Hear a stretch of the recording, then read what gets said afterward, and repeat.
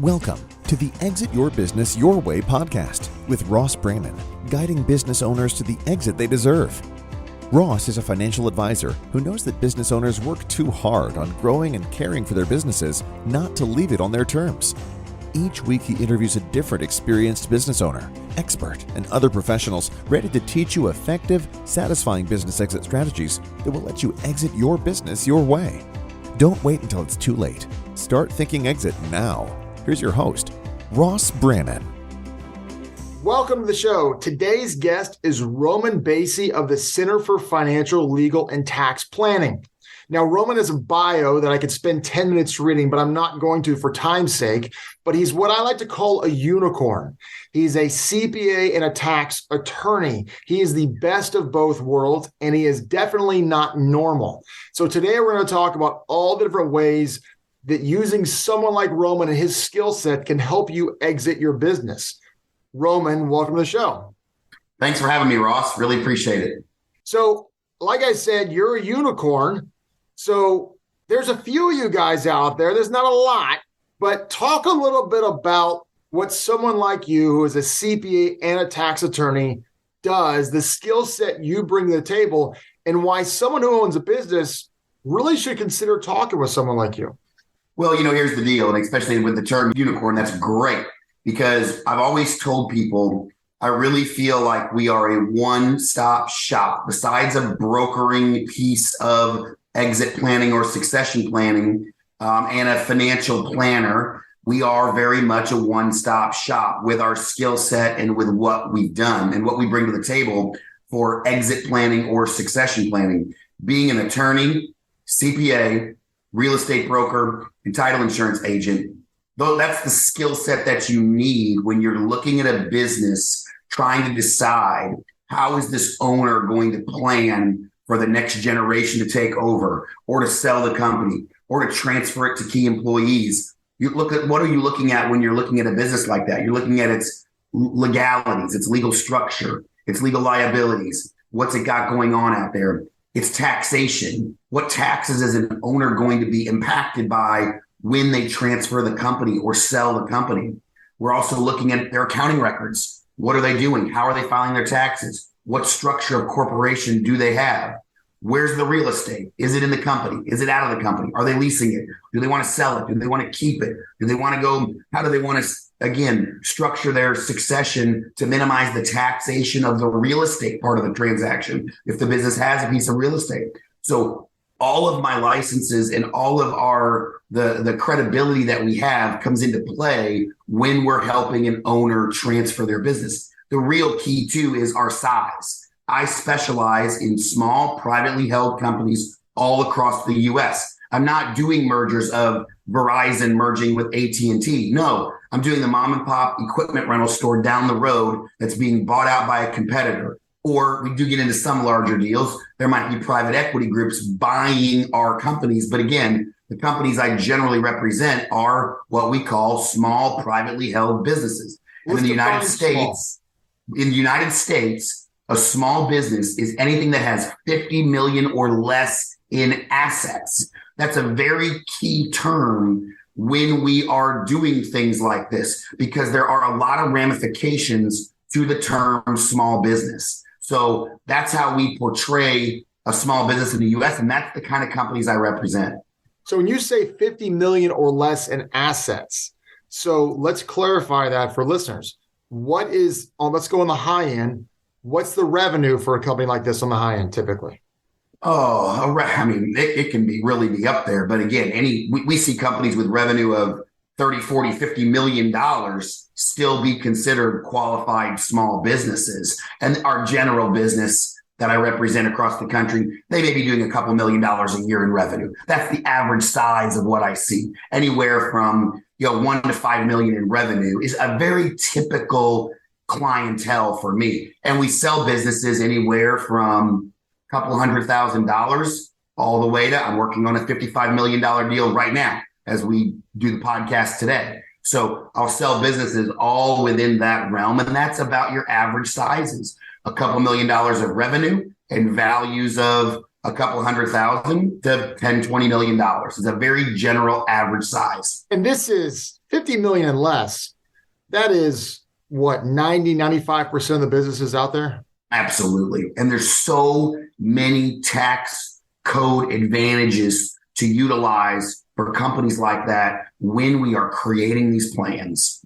So let's talk about the mistakes you see people make, because if someone's not working with you or someone like you, and there's not many people like you out there, they are leaving money on the table. Would you agree?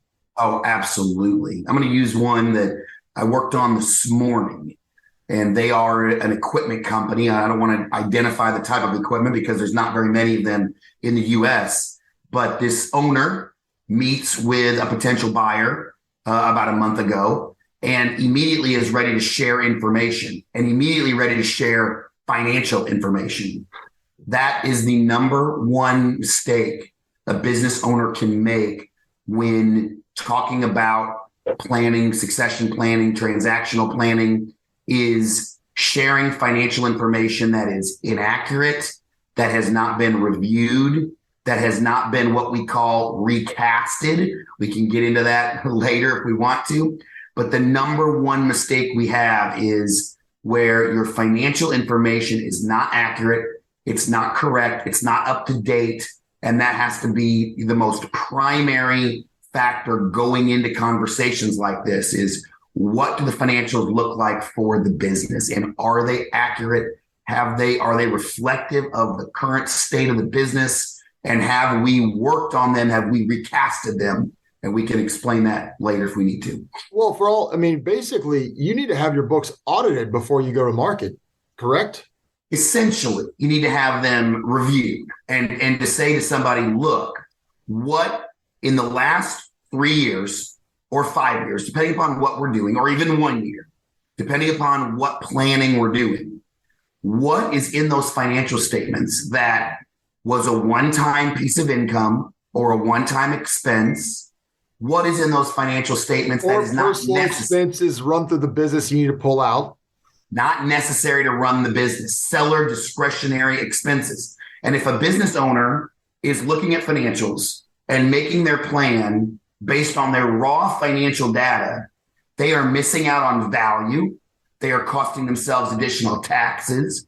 And there's a whole host of other problems that go along with that. That's why we want that information to be correct first, and we want to keep it correct throughout the entire plan.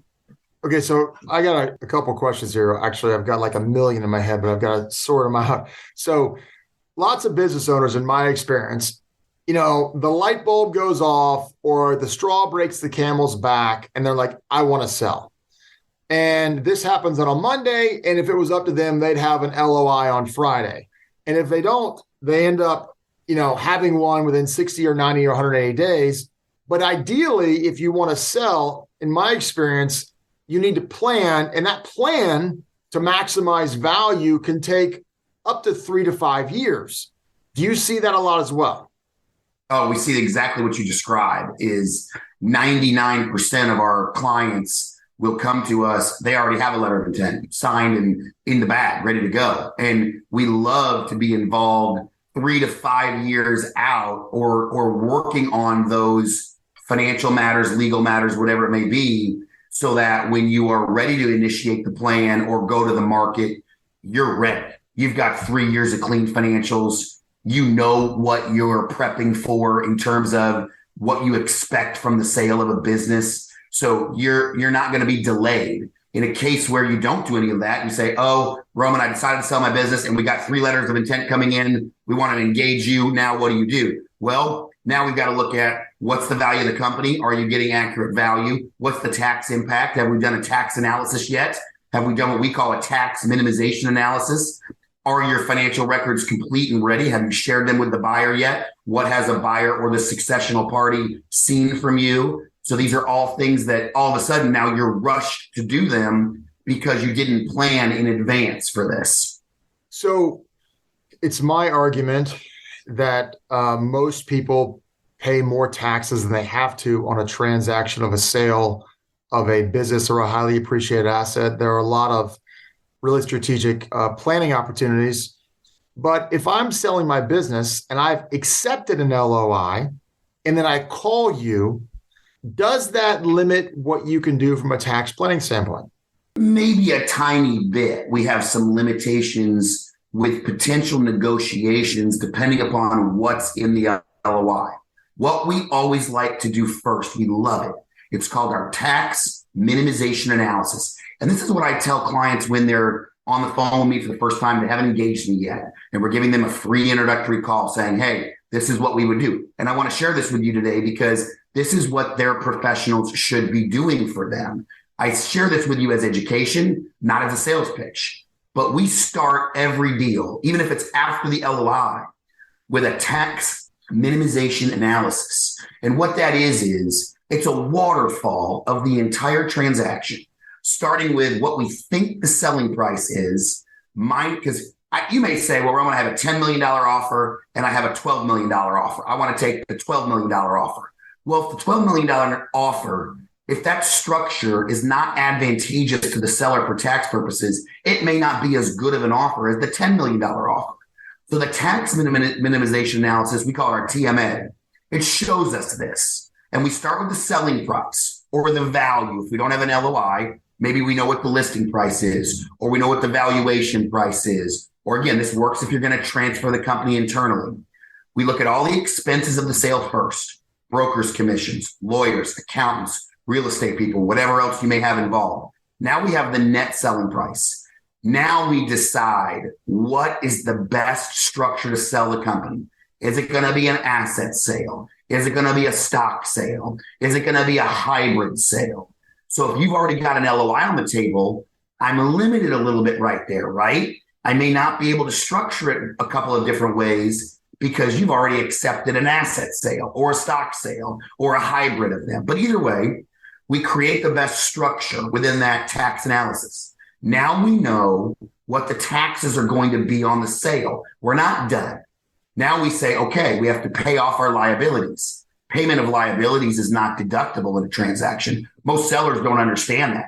They'll look at their balance sheet and say, well, I got a $3 million, liability on my balance sheet. I got to pay that off, so I don't have to pay taxes on that. And that's not true. That's not part of the taxational part of the structure. So once we've got the liabilities paid off, now we have our net cash number, but we're still not done.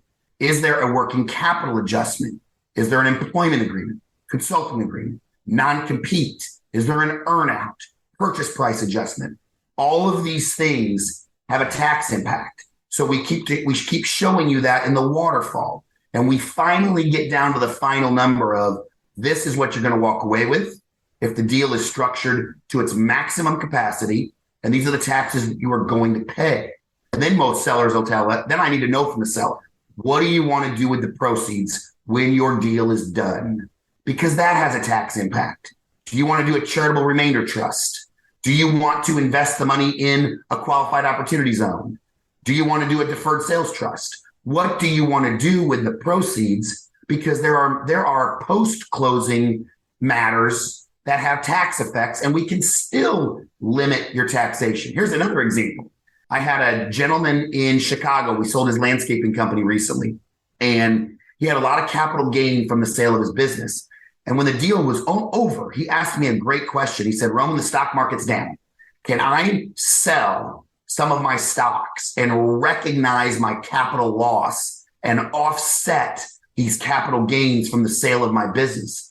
And I said, absolutely, you should be doing that. And that's not even a question I asked him. And that's a post-closing action that had a monster impact because he had $6 million of personal capital gain on the deal.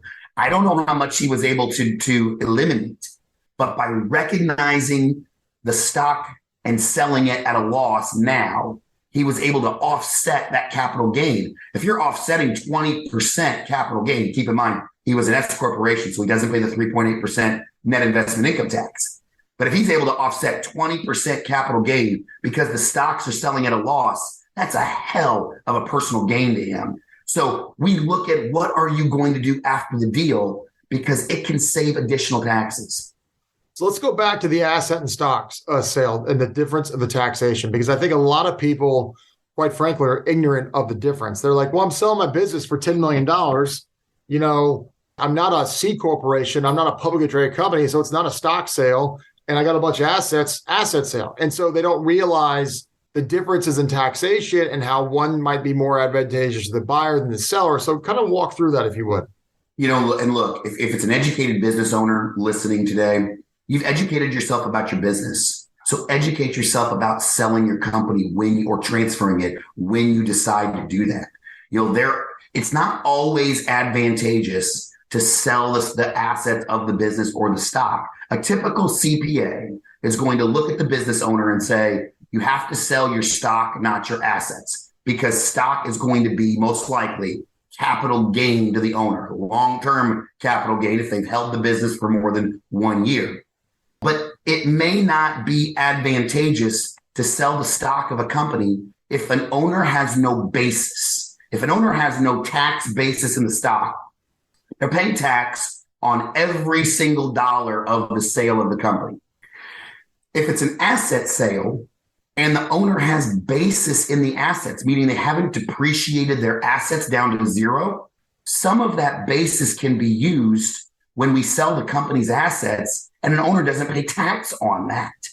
So we have to know what the tax effects of the different structures are before we make that decision. And so many business owners call us and say, well, my CPA said I have to sell the stock because it's capital gain. If I sell my assets, I'm going to have a lot of ordinary income. I promise you, sitting here, that is not the truth 99% of the time, because there are so many structures that we can employ to minimize the taxation of a company, regardless of how we sell it. Yeah, that's interesting. So something I've come across is, there are strategies out there, numerous strategies. Some of them get marketed. And, somebody goes to a seminar, they learn about this one strategy, and next thing you know, they're basically a promoter that this one strategy is a solution to all your problems. And they're like a hammer and everything is a nail. And you see certain strategies, and I'm sure you and I could both name them, but we won't for sake of this podcast. And every sale is XYZ strategy, no matter what. And in my experience, that particular strategy might make sense, but maybe layered with a couple other strategies. When you come across, the flavor of the month strategy, and someone's talking to you about that, and they want to do a $10 million sale, and they want to do every dime of it in this strategy, not realizing they probably don't understand it fully. What do you say to that? And what's your perspective on it? I always draw these answers from my experience. So the very first thing I say when you bring me a strategy to sell your company is, let's look at the pros and cons of it. I'm here to advise you. And I act as an insurance policy for the clients that I represent. I'm not going to promote a strategy that I cannot defend in front of the IRS with an audit. And I don't sell products. I sell my advice and I sell my service. And I will tell you, when you present me with a strategy, let's look at it every single time. Let's look at it. What are the pros to you if you go with this strategy? What are the cons? What are the risks? Where's the money being invested? Where's the money being held? What liabilities are you assuming if you take on this strategy? And that's what you need to know as a business owner. If you think, oh, I've heard about this, Roman, somebody called me, they wanted to help me sell my company, and they think I should use this strategy, have your professionals analyze the strategy. Don't just have them sit there and say, oh, it's junk, don't do it. Why is it out there? What's it supposed to be doing? And what are the risks that you're taking on if you go forward with it? That's what I do. I analyze every one of them. And typically speaking, to use my example of a $10 million strategy, obviously, if it's a $500,000 sale, you're not going to layer multiple different strategies. But if it's a $10 million sale or larger, are you typically layering multiple strategies if it makes sense? Or is it just, we're doing one strategy? No, that's a great question, because we layer the strategies. Let's just say we've got a C corporation and we say, okay, look, one strategy we're going to use with the C corporation. I'm doing one right now. Actually in about an hour, I have a phone call on a car dealership about a $5-6 million transaction. They're a C corporation. So we've got to do some layering of some strategies. We're going to use potentially personal goodwill. That's going to avoid some of the double taxation to the C corporation. We're going to use some other things within that transaction. Again, post-closing, what else can we do? 1031 exchange on their real estate. Potentially, they're talking about selling their real estate. So let's do a 1031 on the real estate. Let's defer that taxation. So now we've got to decide how many strategies we want to use and how much we want to allocate to each strategy. Do I want more going to the real estate because I'm just deferring the tax? Or do I want more going to the personal goodwill because I'm eliminating the double taxation? So now we've got to know which ones we want to use and how much we want to allocate to those. We also may look at, with a C corporation, just throwing some examples out there so that your listeners know there's more ways than one to do this. Are you qualified small business stock? Are you a C corporation? Did you get your stock initially from the company after 1993? Now you fall into what's called the qualified small business stock rules. And depending upon when you got your stock and if and when we sell the company, you may be able to sell the company tax-free. This is a lottery ticket strategy. It's very niche. It's very niche, but it's a lottery ticket. Love it, man. And depending upon when you got your stock, you may fall into a 50% bucket where we can sell the company and you only pay tax on 50% of the gain. And this strategy eliminates gain on the sale of a company. So one thing we've been doing with this, when we talk about this as a whole, is if you're 3 to 5 years out and you're looking at doing some planning, this is one thing we are looking at. Should you have a C corporation, or are you a C corporation? Should you be qualified small business stock? You have to hold that stock for 5 years. Once you're past the 5-year mark, now we're in the window, and now we can eliminate some of the gain of the sale of the stock of the company. So these are layering of strategies that we use when we are selling business. And look, probably the most complex one that we layer with, well, one of the more complex ones is what we call a 338H10. That's a hybrid where we are selling the stock of the company, but the buyer is getting asset treatment. It's as if the buyer bought the assets, but the buyer bought the stock. That is one of the more layering elements of a transaction that we do. So absolutely, the answer is, I would say 9 times out of 10, we are using more than one strategy in a transaction, especially of that size. Now, you're right. You do a $500,000 deal. No. Is it worth the effort and the expense of somebody like me to come in there and do a multi-layer strategy? No.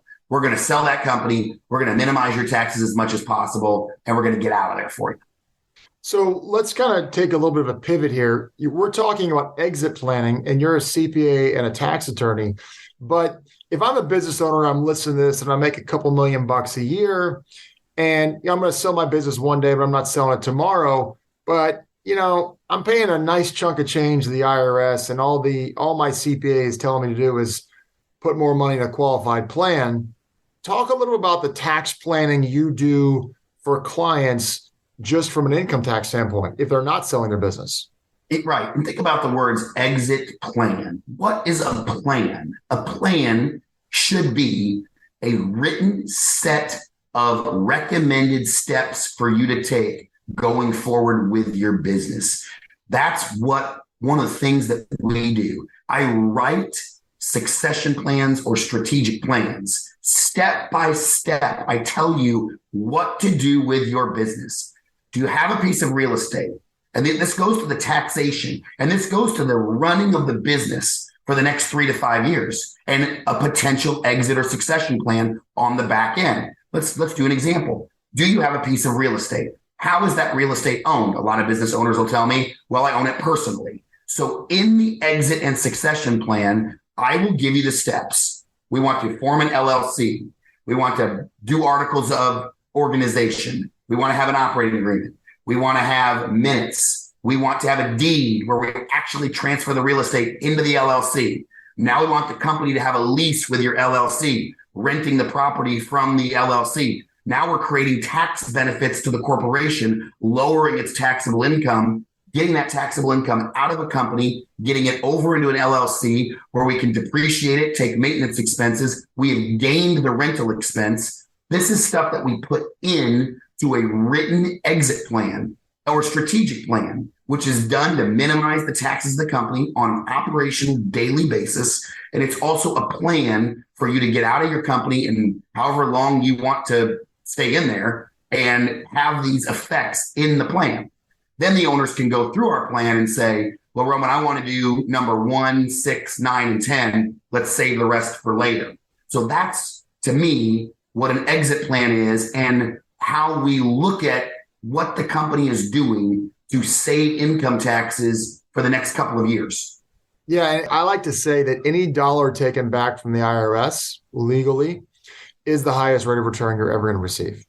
Absolutely. And one of the things we do since 2017, since the Tax Cuts and Jobs Act, is if you're a flow-through entity, again, if I'm looking at an exit plan and you're a flow-through entity, should you remain a flow-through entity or should you switch to a C corporation, which has a flat 21% tax rate? Are you in a tax bracket of 37% as an individual right now, and you have a flow-through entity, and any profit going to you from your flow-through entity is being taxed at the highest tax rate? Should you convert to a C corporation at 21%, saving X amount of taxes during the year and potentially prepping us to be qualified small business stock in 5 years? These are the things that, right, every dollar we've taken off the table to the IRS is a dollar gained for us, and we're setting you up for a better future. Talk a little bit about, and I know you have personal experience with this, talk a little about moving to a low tax state as part of a business exit plan. I love it. I love the question. I'm sitting here in my Florida office today. So we're both in Florida because we both appreciate a low tax state. That's right. We love Florida with the 0% income tax here.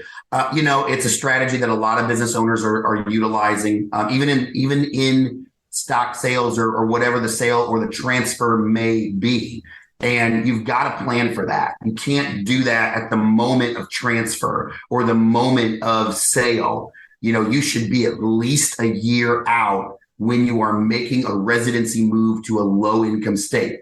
A lot of California owners are moving to Arizona, moving to Florida.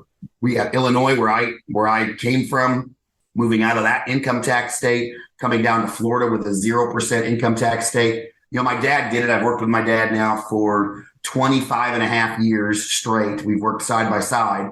And about 20 years ago, he made the move to Florida from Illinois. At that time, you got to watch your state laws. At that time, Florida had an intangibles tax. So if you owned stock in a company and you moved to the state of Florida, you still had taxation that you didn't want.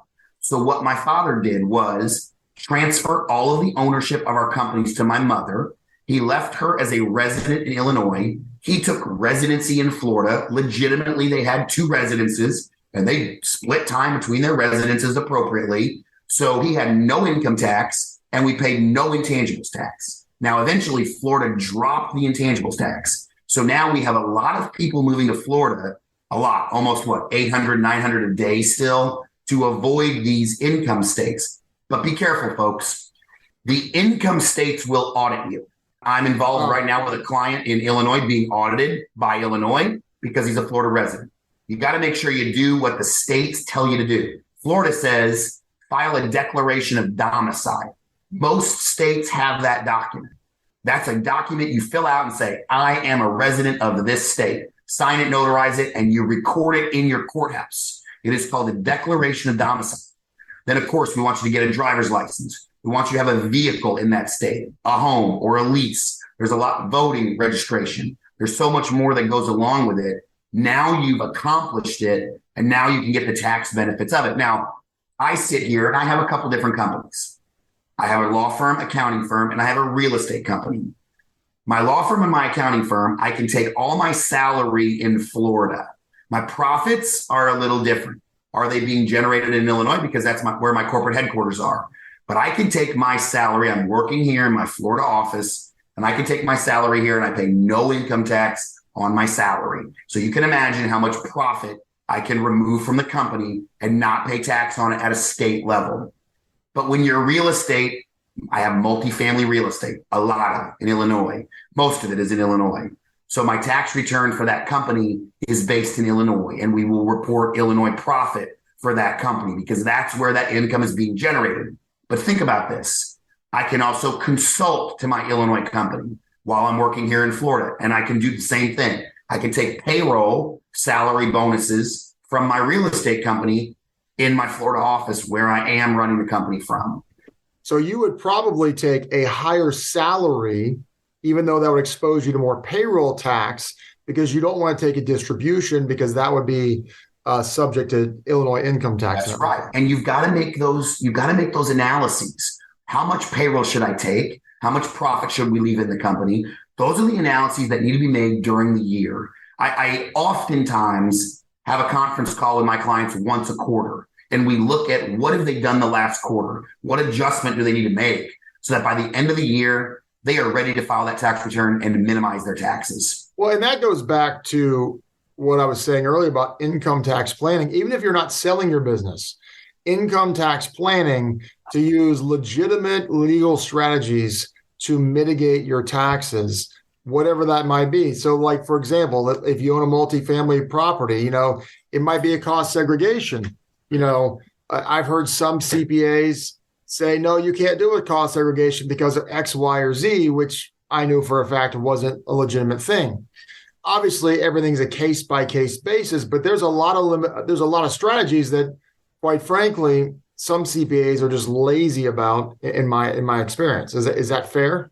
Yeah, because most CPAs are trained for tax return work, filing tax returns, and they will do that nowadays all year long. It used to be where we were busy the first 3.5 months of the year. Well, it's not that way anymore. I mean, our accounting staff, we file tax returns. We do a couple thousand tax returns a year, and they file returns all year long. That work never stops. So that's where the expertise comes in of, do you have a financial planning CPA or someone like myself, a tax attorney? I'm an attorney and a CPA. My focus is not on tax return work. The only tax return I file, I hardly even file my own. But if I work on one, it's my own, because my days are spent with companies doing the financial planning during the year, doing the income tax planning during the year, helping transfer the businesses during the year. That's the kind of advisor a business needs when they're looking at, well, how do I reduce my income taxes? Don't wait until the end of the year and your CPA tells you in late December, go buy a vehicle, go invest in some equipment, go do this, go do that.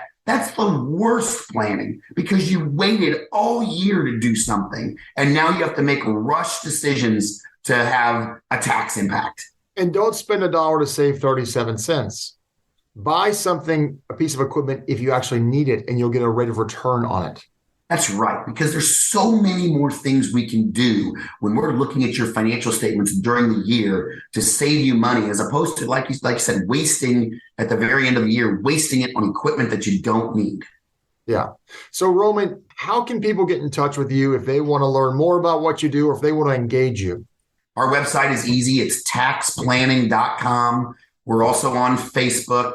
If they want to get in touch with us, the very easiest thing is to shoot me an email. My email is rbasi@taxplanning.com. We set you up as soon as you reach out to us. We set you up with an introductory phone call. Most often, I am on the phone call with you. There's no charge whatsoever. We like you to send us whatever documentation you can send us in advance, tax returns, financial statements, information on the company. It's all confidential. We'll have a phone call with you at no charge. That call usually is 30 minutes to an hour, telling you what we're seeing, where we think we can help. And then we'll follow that up with an email with a quote for our services. It's not a sales pitch. We're here to educate you when we have you on the phone. And if you want to work with us, we'll tell you how we can help you. And if you don't, that's fine. You go off on your merry way. But that's the way to reach us. And that's how we work with every client. By the way, home run on the domain, taxplanning.com. Man, you could sell that for a lot of money. I am one of 6 children, and I will give massive props to my oldest brother, who shares the name with my father, Bart. He got us that website back in the 1990s, before people even knew the internet existed. So we have had that website ever since. And you're right. If all else fails, that is my insurance policy. I promised my brother, and now he has it on a podcast, that I will give him some of the money someday if we ever sell the domain. And he knows that. Well, I highly doubt you'll ever sell it, but that's fantastic. Well, Roman, I really appreciate you coming on today. This has been a very knowledgeable and insightful podcast. I appreciate your time. And Ross, I really appreciate you having me on here. Thank you very much. You've been listening to the Exit Your Business Your Way podcast with Ross Brannon. This podcast is intended for general public use and for informational purposes only. By providing this content, Park Avenue Securities, LLC, and our financial representative are not undertaking to provide investment advice or make a recommendation for a specific individual or situation, or to otherwise act in a fiduciary capacity. Guest speakers and their firms are not affiliated with or endorsed by PAS, Guardian, or North Florida Financial, and opinions stated are their own. External sites and materials are provided for your convenience in locating related information services. Guardian, its subsidiaries, agents, and employees expressly disclaim any responsibility for and do not maintain, control, recommend, or endorse third-party sites, organizations, products, or services, and make no representation as to the completeness, suitability, or quality thereof. Guardian, its subsidiaries, agents, and employees do not provide tax, legal, or accounting advice. Consult your tax, legal, or accounting professional regarding your individual situation. Ross is a registered representative and financial advisor of Park Avenue Securities, LLC, PAS, OSJ, 3664 Coolidge Court, Tallahassee, Florida, 32311, 850-562-9075. Security products and advisory services offered through PAS, member FINRA, SIPC, financial representative of the Guardian Life Insurance Company of America, Guardian, New York, New York. PAS is a wholly owned subsidiary of Guardian. North Florida Financial is non-affiliate or subsidiary of PAS or Guardian. Arkansas Insurance License Number 16139-032. California Insurance License Number 0L10073. 2023-149008. Expires 125.